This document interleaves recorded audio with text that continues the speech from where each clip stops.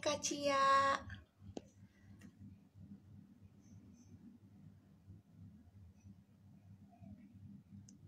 Kita nungguin Bang Alfat kali ya.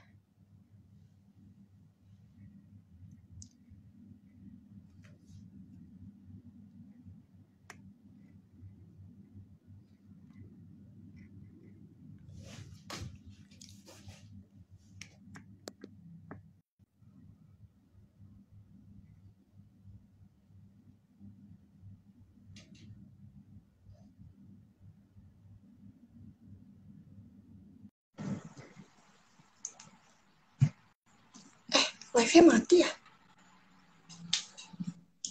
Hai Bang. Halo. Aku kedengeran nggak ya? Kedengeran. Halo. Aduh, Kak Cia mana nih?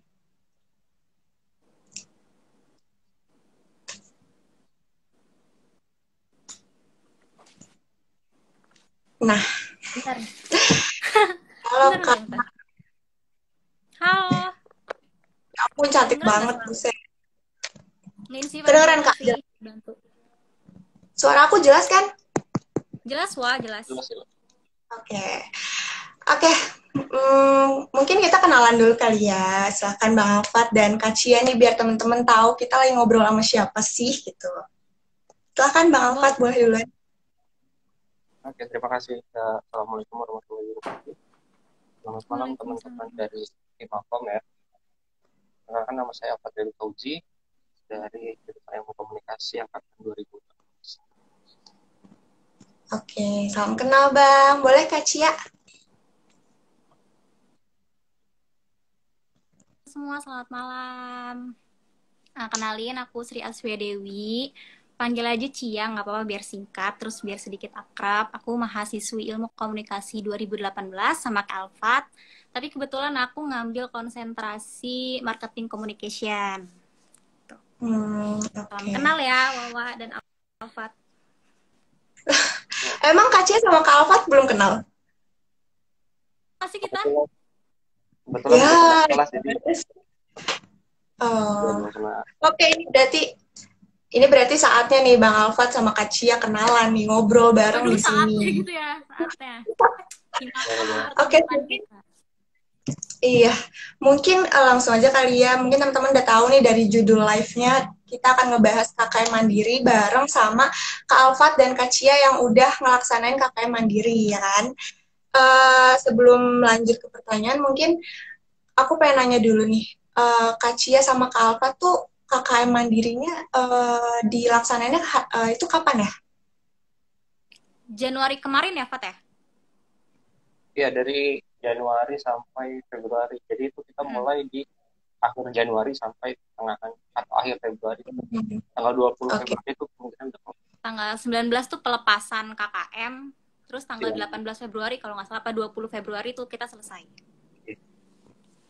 Oke. Mungkin bagi mahasiswa online kayak aku nih, aku tuh nggak tahu kan kayak KKN Mandiri itu apa sih gitu, apa sih bedanya KKN Mandiri dengan KKN yang lainnya. Boleh dong Kak dikasih gambaran sedikit nih buat kita, apa sih KKN Mandiri itu dan apa sih bedanya dengan KKN yang lainnya gitu.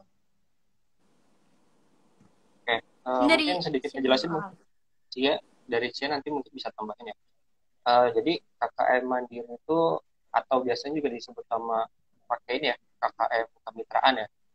Nah itu sebenarnya sama aja kayak tugas pengabdian bagi masyarakat pada umumnya, tapi bedanya sama KKN apa ya, yang lain itu dia dilaksananya lebih awal.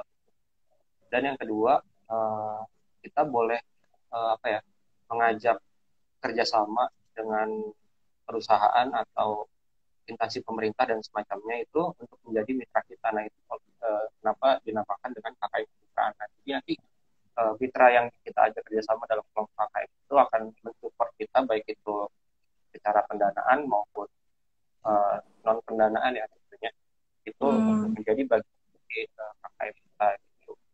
Itu sih kalau dari saya, mungkin dari Cia bisa. Iya begitu, jadi bedanya tuh selebihnya sama-sama terjun ke masyarakat, terus menerapkan ilmu pengetahuan yang udah kita dapat kan teoritis yang kita dapat di bangku kuliah ke masyarakat.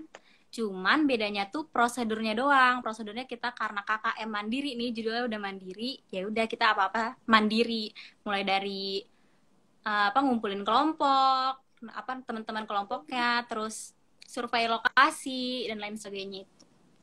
Kayak gitu sih selebihnya. Oh, jadi kayak semacam tema terus kelompok itu kalian yang ngatur gitu ya, Kak? Kalau tema itu ditentuin LPPM kalau nggak salah sama aja. Ada panduan. Oke. Kalau aku pengen nanya nih, ada pertanyaan nih dari temen anak ilmu komunikasi. Bedanya KKM sama magang tuh apa, Kak? Siapa yang mau jawab? Boleh siapa aja. Oke.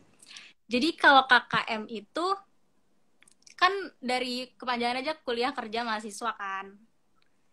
Jadi kita terjun langsung ke masyarakat gitu, menerapkan ilmu yang udah dapet nih, keilmuan yang udah kita dapet di bangku kuliah ke masyarakat secara langsung. Kalau magang tuh lebih ke praktek, terus kita terjun ke dunia kerja gitu loh, Wak. Kayak gitu. Oke. Jadi mungkin sedikit nambahin ya, kalau misalnya perbedaan antara magang dan KKM itu, kalau di KKM itu kita prioritasnya itu adalah pengabdian gitu. Jadi pengabdian kepada masyarakat sekitar, baik itu tempat tinggal atau masyarakat sekitar kampus gitu ya. Nah kalau magang itu orientasinya bukan ke pengabdian, tapi lebih ke tadi benar kata dia, praktek untuk kita terjun di lapangan kerja gitu. Kalau untuk peserta KKM sendiri ini, apakah ada kriteria khususnya atau gimana tuh, Kak? Kita bisa kapan waktunya kita bisa ngambil si KKM ini gitu? Kayak persyaratannya gitu. Betul. Oke, mungkin sedikit aja dari saya. Mungkin kalau misalnya untuk persyaratannya sendiri itu minimal sudah selesai semester 5 ya kalau nggak salah ya. Iya, selesai semester 5 dan minimal SKS-nya tuh 90 kalau kemarin. Iya betul, itu persyaratannya. Berarti kalau misalkan kita baru semester 4 gitu, tapi SKS kita udah memenuhi gitu, apa itu boleh, Kak? Kalau semester 4 kayak belum 90 nggak sih? Iya, belum 90. Belum nyampe. Soalnya kan kita satu itu semester 5. 5 ke 6 gitu ya? Iya, biasanya. Aku pengen tahu dong, Kak Alfat sama Kak Cia tuh pas di sana tuh ngapain aja gitu KKM-nya dari awal pelepasan KKM dan sampai akhir tuh ngapain aja sih, Kak? Boleh mungkin saya dulu.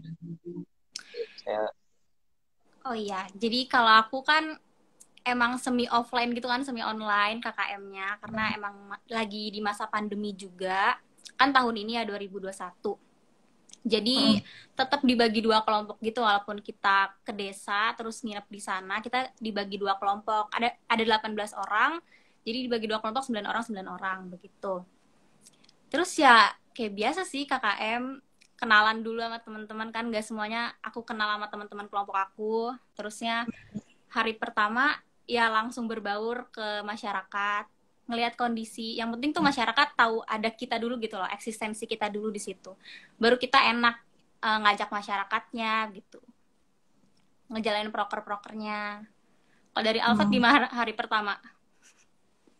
Ya kalau dari saya ya karena benar Kak Cia tadi, emang tadinya tuh ada aturan kita harus online semua gitu, tapi ternyata beberapa hari kemudian sebelum Amin 1 atau Amin 2 pelaksanaan itu, ternyata ada info dari dari pembimbing ya, dosen pembimbing KKM, diperbolehkan untuk hybrid, tapi yang di desa itu dibatasi. Nah kebetulan saya di hari pertama sampai selesai itu kebagian di desanya terus, jadi lebih aktif aja gitu di desanya. Jadi kalau sehari-harinya sih nggak jauh beda ya kayak KKM pada umumnya. Kita ngerjain ngerjain proker yang udah disusun sebelumnya, sesuai dengan fokus kita gitu. Misalkan saya kebagian di divisi PDD gitu. Nah, divisi PDD itu kan tugasnya ya membuat dokumentasi, terus membuat konten-konten. Nah, karena kita KKM-nya ada online dan offline, jadi sosial media itu jadi apa ya? Jadi yang harus diintenskan gitu. Jadi lebih sering membuat konten sih. Alasan Kak Alfa sama Kak Cia nih, kenapa sih milih KKM Mandiri? Kan KKM ada banyak tuh. Kenapa tuh milihnya tuh KKM Mandiri? Gitu. Kenapa nggak KKM tematik atau yang lainnya gitu? Kalau dari aku dulu ya, apa dari siapa? Boleh. Gamsut apa ya? Kalau dari aku sih karena aku pengen sih kebangsaan, cuman kan itu ada seleksinya lagi. Dan kalau aku nggak lolos seleksi kebangsaan, itu otomatis akan tematik. Sedangkan karena aku orangnya punya timeline sendiri, jadi liburan semester 5, pokoknya harus KKM, terus liburan semester 6 udah harus ngambil magang gitu, biar nanti semester 7 udah fokus sama skripsi. Jadi mau nggak mau ya KKM Mandiri itulah solusinya gitu. Ya. Kalau dari situ juga sama sih sebenarnya kayak iya gitu, karena sebenarnya kan kalau mahasiswa itu udah punya bayangan gitu ya, mau kuliah berapa tahun dan itu tuh nanti disusun sendiri strateginya. Nah itu tadi sama juga kayak ya sebenarnya daripada nganggur gitu di libur semester 6 kemarin, ya udahlah daripada kosong mendingan diisi sama KKM aja gitu.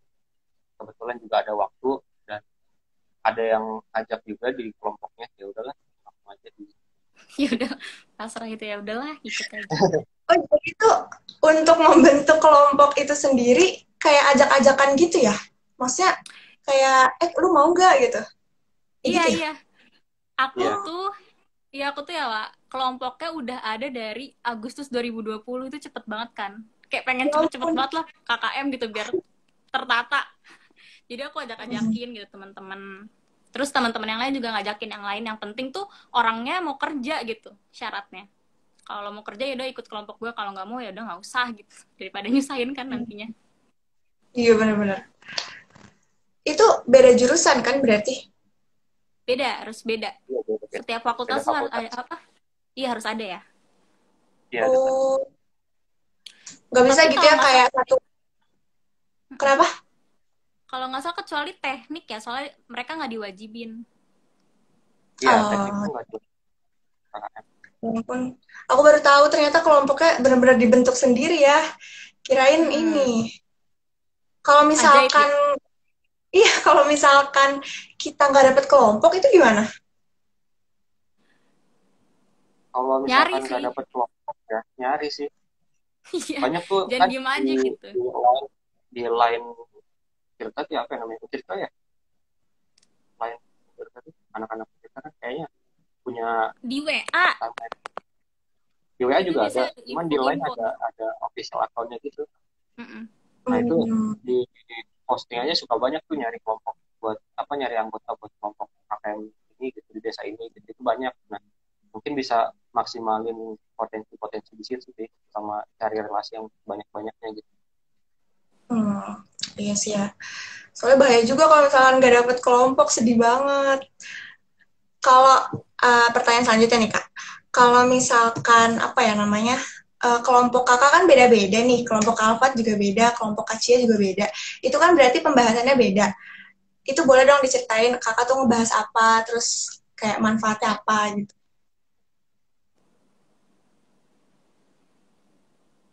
Dari aku dulu ya.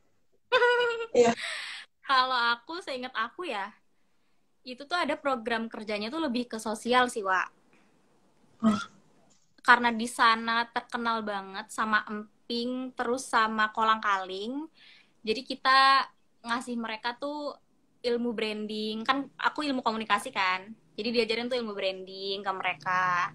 Terus juga ada, kalau dari anak-anak lainnya tuh ada ternak lele sama kangkung. Itu sampai sekarang warganya kan udah akrab banget nih warganya tuh, sampai kemarin ada yang nikahan aja aku masih diundang kelompok aku. Jadi aku lihat-lihat rumah mereka tuh sekarang udah punya kolam lelenya sendiri gitu. Yang penting bermanfaat sih, terus mereka juga welcome. Tapi dilihat juga apakah SDM di sana emang butuh progres yang kita mau apa enggak gitu. Contohnya aja, kalau aku tuh tadinya mau branding emping itu kan, karena aku pikir mereka tuh biar punya produk emping sendiri gitu. Tapi ternyata warga di sana tuh lebih nyaman jadi buruh karena mereka pikir kalau jadi buruh tuh pendapatannya lebih pasti gitu. Gitu sih, Wak. Program kerjanya itu ya dilihat dari SDA sama SDM di lokasinya tersebut gitu kan. Nanti kita survei. Gitu. Emang kalau Kacia kemarin di tempatnya di mana, Kak? Aku deket banget sama rumah. Sampai-sampai aku nggak nyuci baju. Yo. Aku ngirim baju ke rumah. Aku bisa bolak-balik. Itu di Serdang, Waringin Kurung. Kan rumahku di Cilegon. Jadi deket gitu. Kalau Bang Alfat gimana nih? Tadi sebenarnya beberapa poin udah dijelasin seperti ya, kalau di KKM itu kita menyusun program itu disesuaikan dengan SDM-nya, baik itu SDM dari masyarakat lokalnya maupun maupun SDM dari kelompok kitanya gitu. Karena di kelompok saya kan itu lebih banyak di Fakultas Pendidikan ya, FKIP. Nah itu jadi kita buat acara itu yang berbasis dengan edukasi, kayak misalnya sosialisasi. Kemarin tuh sempat dibuat sosialisasi COVID-19 kan, karena situasinya juga masih PSBB waktu itu, belum PPKM. Jadi kita ngundang dari pakar kesehatan gitu, dari dokter tempat lah. Jadi masyarakatnya situ tuh edukasi tentang corona juga masih terbatas lah. Jadi kita hadir di situ untuk mengedukasi warga. Dan sama webinar sih yang paling yang acara utamanya itu sebenarnya webinar uh, pendidikan Pancasila gitu, karena itu tadi berbasis dengan edukasi kita, edukasi COVID dan edukasi dari Pancasila buat masyarakat kita. Iya. Jadi program kerjanya karena kita di masa pandemi setengah offline setengah online ya, Pat ya? Iya betul. Harus ada online. Kalau tadi kan aku dengar Bang Alfat ngomong ada webinar ya. Itu webinarnya si pesertanya dari kampung tersebut atau umum? Jadi kalau webinarnya itu kita ada secara umum, tapi kita juga sempat ngundang dari warganya ya, warga lokalnya biar pada ikut juga, terutama anak-anak kecil, karena di situ banyak siswa-siswi gitu sekolah dasar. Jadi kita rangkul mereka untuk sekalian belajar. Oke. Kan tadi tuh kata Kak Cia dilaksanainnya secara online dan offline gitu kan. Itu berapa lama Kak KKM tuh? Sebulan, KKM tuh sebulan. Sebulan itu ada nginepnya gitu nggak sih? Ada. Tadi kan aku bilang yang katanya bagi 2 kelompok itu kan 9 orang. Jadi minggu kelompok 1, 2 minggu kelompok 2. Tapi ada juga sih hari dimana kita tuh kumpul semua gitu, biar kenal semua kan. Pinter-pinternya kamu aja sih, nanti soalnya ada yang ngecek dari LPPM ya, Fat ya? Iya, ada yang connect. Jadi pinter kelompok kamu aja. Oke. Tadi kan kelompok ya, Bang Alfat tadi bilang PDD, Kak Cia juga PDD. Itu ada kesulitan sendiri nggak sih menjadi PDD di kelompoknya? Jadi kalau dari saya kesulitannya dulu saya jujur aja, karena baru itu saya tuh masuk kelompok itu terakhir gitu, udah mau mendekati pelaksanaan, ternyata saya diajak kelompok ya baru masuk, dan ternyata dijadiin PDD, jadi belum tahu konten yang harus dibuat tuh seperti apa. Nah itu kesulitannya, jadi kita harus nyusun sendiri gitu apa yang harus dibuat. Dan dari PDD ini saran aja sih, sebenarnya saran buat teman-teman yang nanti KKN jadi PDD, cari teman kelompok yang benar-benar memahami gitu untuk jadi PDD. Karena kebetulan di kelompok saya juga kemarin sambil belajar gitu, jadi saya mengajari juga, ya cukup kelabakan sih gitu.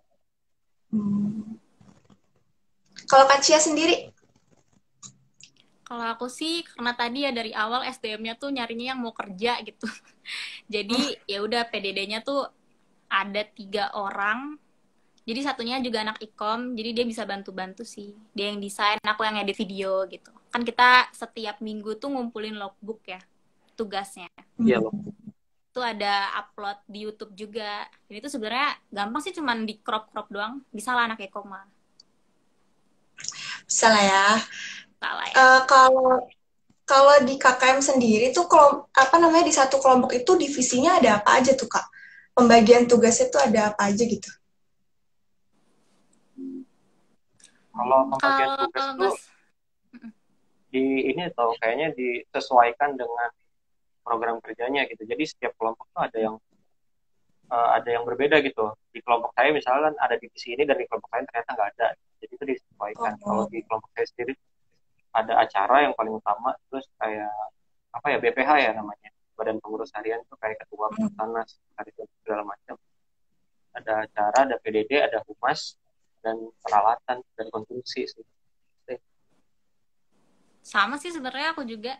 Tapi yang beda-beda tuh kadang BPH-nya ada sekretaris 1, 2, ada juga yang sekretarisnya 1, ada bendaharanya 1, ada bendahara 1, 2. Itu ya tergantung kelompoknya masing-masing sih, sanggupnya kayak gimana gitu, enaknya kayak gimana.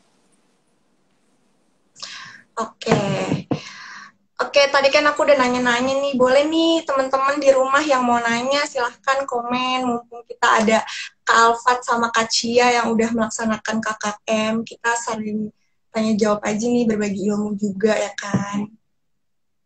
Sambil nunggu teman-teman nanya nih ya, aku pengen nanya lagi. Tantangan dari KKM Mandiri itu apa sih Kak?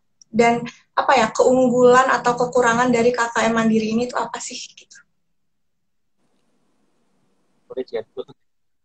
Boleh Kak Cia. Tantangan sih sebenarnya susah di awalnya sih pas nyari lokasi, pas survei lokasi kan, karena aku yang ngebentuk kelompoknya juga ya dari awal. Jadi paling bingungnya tuh pas survei lokasi. Apa ya kekurangannya? Mungkin banyak yang bilang kalau dananya kan dari kita sendiri ya. Dana dari kita sendiri, tapi aku nggak gede-gede banget sih kelompok aku keluarnya. Jadi ya enjoy aja, nikmatin KKM mandiri. Menurut aku enak sih KKM mandiri daripada KKM tematik. Itu aku pikir kayak, banyak banget ya tugasnya. Sekarang aja kayaknya tuh banyak gitu numpuk.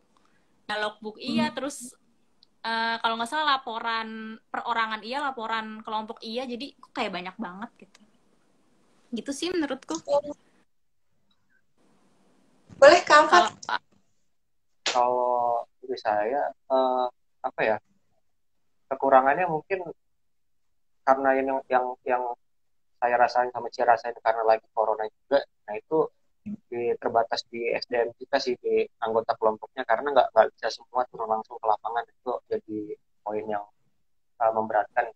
Dan kalau tadi benar juga sih yang masalah apa namanya, masalah survei lokasi ya, karena apa namanya, nggak, kita tuh nggak datang cuma satu lokasi terus langsung ACC gitu, itu nggak bisa, karena perlu persetujuan dari banyak pihak gitu, kayak misalnya dari dosen pembimbing lapangan, terus sama kepala desanya mau atau enggak kita KKN gitu. Nah itu yang kayak problem juga. Dan kalau kelebihannya itu tadi sih, waktu ya yang pertama. Di waktu itu karena kita bisa KKM lebih dulu, dan nanti spare waktu di liburan semester 7 itu kita bisa pakai buat magang. Nah, yang poin berikutnya, kelebihannya kita bisa nyusun program kerja yang menurut kita enjoy gitu. Jadi kita nggak ada patokan nih, kita harus ngerjain berapa proker, karena ya sesuai kesepakatan kelompok aja gitu. Oke, ini ada yang nanya nih dari Maulana_KZSR. Apa aja sih Kak kendala yang sering terjadi pas KKM? Yang mungkin bisa jadi dari pengalaman Kak Cia atau Kak Alfat pribadi gitu selama menjalani KKM kemarin.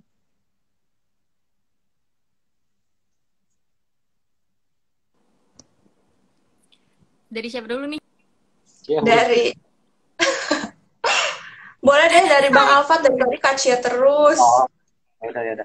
Kalau Ya, kendalanya itu yang pertama apa ya?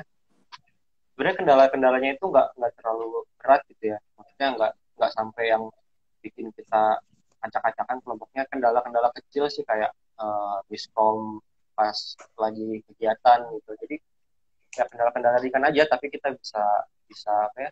Bisa tangani lah gitu. Hmm. Boleh Kak kalau Cia? dari kelompok aku, menurut aku ya, setiap kelompok KKM tuh pasti punya drama sendiri-sendiri. Iya Jadi benar-benar. segitu deh. Ya nggak sih, Pak? Pasti emang ada nggak sih drama di kelompok Ya KKM? kamu nggak tahu. Iya kan? Terus ada juga yang pasti ada yang cinlok tuh. Nggak tahu sih di Aduh. kelompok Alpha ada atau enggak, tapi di kelompokku Nggak beneran ada. ada gitu. Cinlok. Kendalanya sih paling, ya sih miskomunikasi. Terus paling sering tuh sama perangkat desanya gitu. Entahlah kesalahan surat atau apapun. Itu sih sebenarnya masih bisa dikendaliin lah. Gimana kitanya. Nggak yang besar-besar banget sih masalahnya.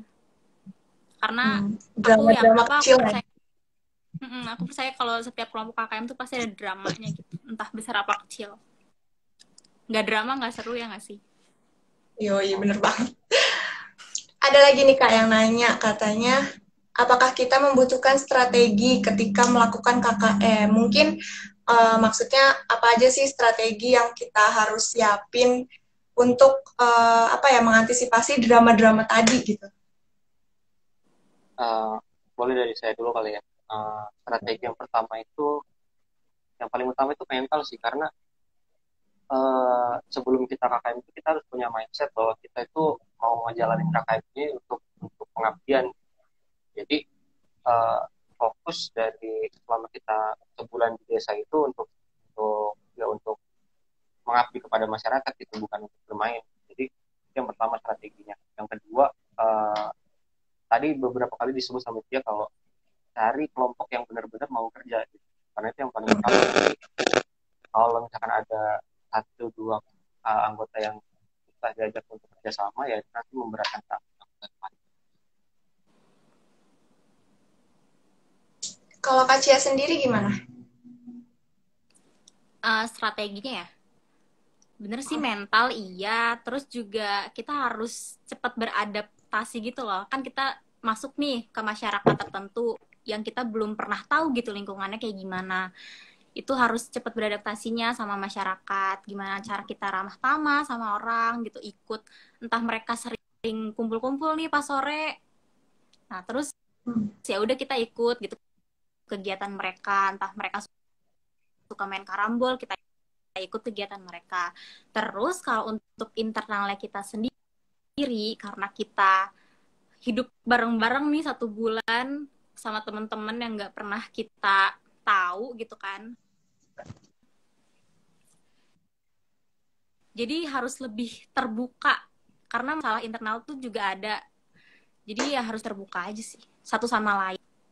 Biar nggak ada konflik gimana gitu nanti. Meminimalisir drama. Jadi Sebisa mungkin harus ada iklim kekeluargaannya ya Kak berarti.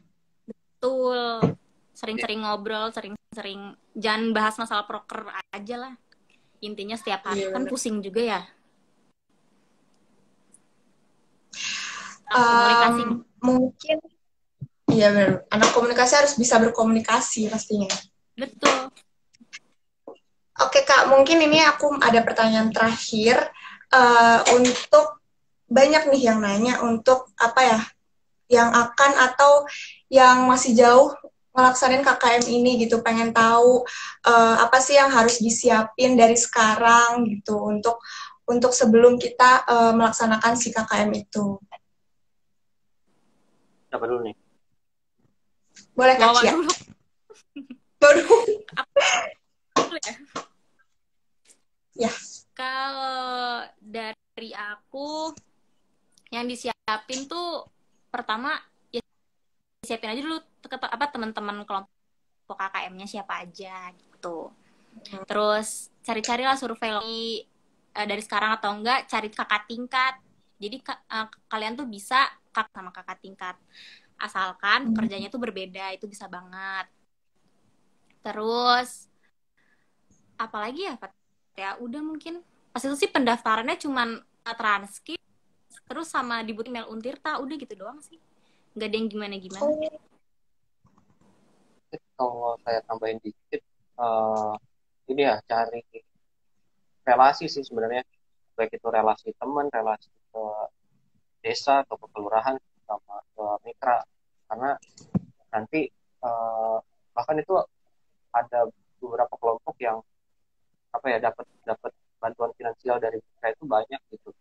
Nah itu dia saya tanyakan strateginya kayak gimana, itu dia udah apa ya udah bikin kesepakatan dari jauh-jauh hari sebelum KKM ini bahkan dimulai gitu. Jadi strateginya bisa diimplementasikan di situ sih, relasi. Hal apa sih Kak yang Kakak dapetin gitu pas selama Kak Cia dan Kak Alfat ngejalanin KKM tuh kayak, wah ini berharga banget nih buat aku gitu. Itu apa sih Kak, ada nggak kira-kira? Siapa dulu? Dari siapa dulu? Alfat lagi kah? Apa gimana? Ya udah, boleh. Apa ya, pengalaman yang paling berharga sih ini ya, pengalaman sih ya, pengalaman apa ya, mengabdi gitu ke masyarakat, karena di KKM ini saya baru pertama kali itu ngajarin anak SD gitu. Jadi karena sebelumnya belum pernah sama sekali apa ada ya berkontak langsung lah sama anak-anak kecil gitu, apalagi anak-anak SD yang kita harus menyesuaikan dia gitu, gimana cara ngajarnya, gimana cara berinteraksi gitu sama ini sih, sama teman-teman juga sih, karena kadang-kadang ada rasa pas udah selesai KKM itu kayak kok jadi sepi ya, biasanya sering ketemu gitu, sekarang jadi kehilangan ya. Nangis nggak iya, udahan KKM? Fat? enggak sih. Iya. Biasa anak-anak kecil Enggak. ya kakak jangan pulang gitu. Itu sedih sih sebenarnya. Sedih ya. Pengen nggak KKM lagi Kak? Anak-anaknya Enggak sih. anak-anaknya Ya menangis. satu kali aja nggak sih, jangan banyak-banyak. Anak-anaknya nangis Kak? Iya, kalau anak-anaknya nangis keren anggota kelompok. Bapak-bapaknya juga nangis nggak Pak? Enggak, kalau di dua anak-anaknya doang, anak-anak SD itu jadi pada punya grup masing-masing, terus bikin grup gitu, suka ditanyain kapan balik lagi ke desa gitu. Iya. Oh, bikin masih sering sampai sekarang gitu kan. Iya, bikin ya, sama anak-anak. Kadang tiba-tiba nanya PR. Iya, kadang-kadang. Kayak merasa kehilangan. Lucu banget ya. Oke. Mungkin tadi udah banyak banget ya pertanyaan. Sebenarnya masih ada sih, cuma waktunya kita udah ada di penghujung acara nih. Mungkin dong dengar closing statement dari Kak Cia maupun Kak Alfat untuk teman-teman di rumah yang akan atau mau melaksanakan KKM. Tuh. Silahkan, boleh dari siapapun. Dari aku dulu apa? Ya, kalau dari aku, apapun pilihan KKM kalian nanti, mau KKM mandiri, KKM tematik, ataupun kebangsaan, yang penting dijalaninnya tuh dengan enjoy aja, jangan sampai merasa berat banget. Yang penting cari-cari benefit yang bisa kalian dapat gitu di situasi KKM kalian itu, entah itu relasi, terus atau mengupgrade diri kalian jadi lebih adaptif kayak gimana. Yang penting dapat benefit sih di setiap kegiatan kalian. Udah gitu. Pasti dari itu. Kalau Kak Alfat gimana? Ya sebenarnya nggak jauh beda sama dari kata-kata tadi. Ya, mau KKM apapun itu balik lagi tergantung dengan strategi kalian selama di perkuliahan gitu. Kalau KKM kan intinya satu, pengabdian, jadi ya banyak mungkin dipakai ilmu yang udah dapat di bangku perkuliahan dan dipakai gitu di lingkungan sosial. Oke deh, Terima kasih ya Kak Cia, Kak Alfat udah mau menyempatkan waktunya untuk bergabung di live Himakom ini. Terus sharing-sharing, drama-drama tadi kan, ya ampun. Itu semoga berguna bagi teman-teman yang akan atau mau melaksanakan KKM nantinya gitu. Mungkin itu aja kali ya, sama aku pengen bilang sama teman-teman, nanti tanggal 23 itu juga akan ada live yang akan membahas tentang KKM kebangsaan. Karena kemarin udah KKM tematik, hari ini KKM mandiri, dan selanjutnya KKM kebangsaan. Gitu, di jam yang sama dan di akun yang sama. Oke deh, terima kasih ya teman-teman yang udah join. Terima kasih Kak Alfat, Kak Cia, sekali lagi. Juga Wawa dan teman-teman vokasi. Semangat, semangat skripsinya ya. Tahu-tahu. Oke, boleh. Dadah Kak, terima kasih. Dadah.